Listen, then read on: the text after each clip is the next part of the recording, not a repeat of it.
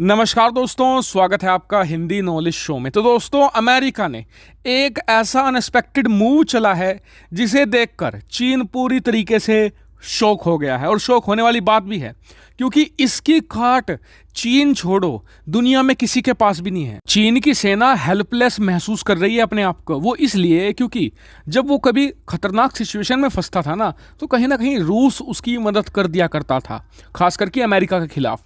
लेकिन इस मामले में रूस भी उसकी मदद नहीं कर सकता क्योंकि रूस खुद अमेरिका के इस हथियार की काट ढूंढने में पिछले 20 साल से लगा हुआ है, वो भी असफल रहा है। जी हाँ, हम बात कर रहे हैं अमेरिका नहीं, दुनिया के नंबर 1 लड़ाकू विमान F-22 रैप्टर की।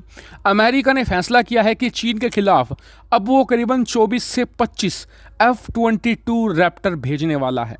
और ये कोई लड़ाकू विमान नहीं, ये चीन के लिए एक बला है जिससे निपटना उसके लिए असंभव है। और इसीलिए चीन की जो मीडिया है वो भी बिलबिलाई हुई है, ऐसी चीखें मार रही है जैसे कि उनकी पूंछ पर पैर रख दिया हो। हालांकि इसकी शुरुआत 1-2 दिन में नहीं हुई। दरअसल अब से एक हफ्ता पहले जापान की तरफ से एक डिफेंस डॉक्ट्रिन जारी किया गया था, जिसे जापान हर साल ही जारी करता है।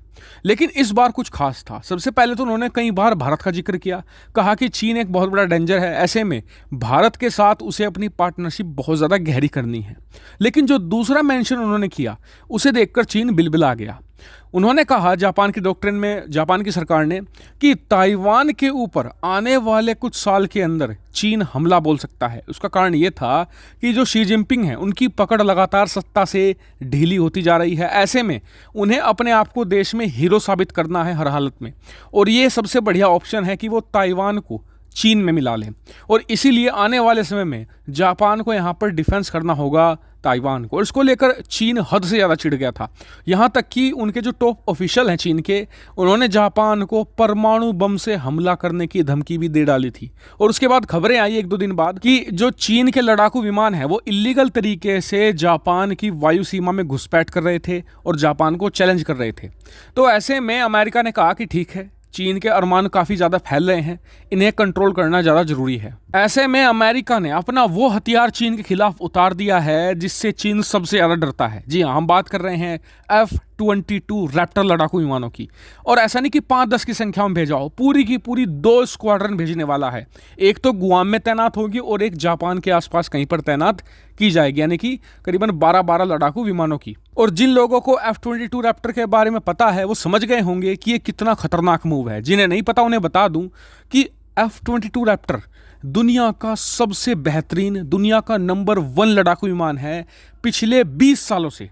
जी हाँ, और पिछले 20 सालों से ही चीन और रूस अरबों डॉलर बहा चुके हैं इसकी टक्कर लेने के लिए, लेकिन इसकी कोई भी टक्कर नहीं ले पाया है। और इसकी टेक्नोलॉजी इतनी ज़बरदस्त है, इतनी फ्यूचरिस्टिक है कि अमेरिका ने बनाते ही इसे बेचने पर प्रतिबंध लगा दिया था। इतना ही नहीं, प्रतिबंध उन्होंने बहुत ही कठोर वाला था, जो सिर्फ और सिर्फ अमेरिका की संसद ही हटा सकते हैं। यानी कि अगर अमेरिका का राष्ट्रपति भी बेचना चाहे, मान लिया कि कोई राष्ट्रपति ऐसा आता है जिसके यूके के साथ अच्छे संबंध है, किसी के फ्रांस के साथ है, इजराइल के साथ अच्छे संबंध है, तो हो सकता है कि वो F-22 से दे दे।